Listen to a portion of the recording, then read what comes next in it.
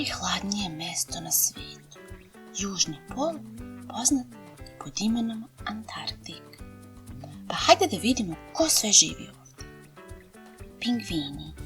Ove snalažljive ptice ne mogu da lete, ali su zato nevjerovatni plivači. Ovo je carski pingvin, to su najveći pingvini i oni su jedini koji se razmnožavaju sred antarktičke zime.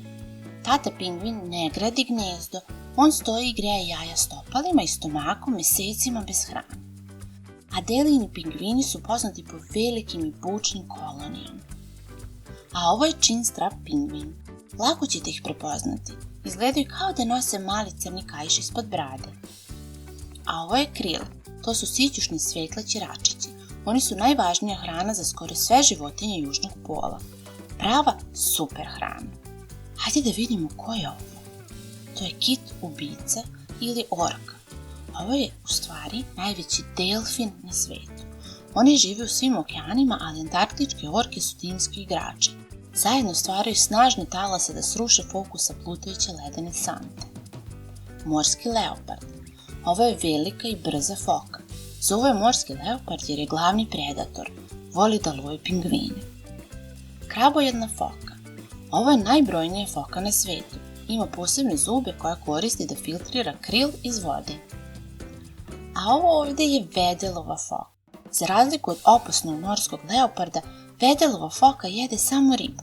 Naučnici je vole jer je veoma blaga i pitoma. Može da ostane pod vodom duže od sat vremena. A ovaj džin je plavi kit. To je najveća životinja svih vremena. Drži rekord po ogromnoj težini, veći od bilo kog dinosaurusa. Leti dolazi na Antarktik da jede ogromne količine krila. A ovo je grbavi kit. Lako ćete ga prepoznati po veoma dugim peranjima, poznati po svojoj prelepoj podvodnoj pesmi. Kada dođe antarktička zima, on putuje 1000 km u tople tropske vode. Ponekad ljudi pomiješaju životinje sa severnog i južnog pola. Zapamtite jednu važnu stvar. Pingvini žive samo na južnoj hemisferi, a beli medvedi samo na severnoj. To znači da beli medved nikada nije sreo pingvinu u divljini. Žive predaleko jedni od drugih na suprotnim krajevima zemlje. Južni pol je zaleđeni kontinent Antarktik. Severni pol je zaleđeni okean Arktik. Iako su oba mesta ledena, imaju potpuno različite stanovnike.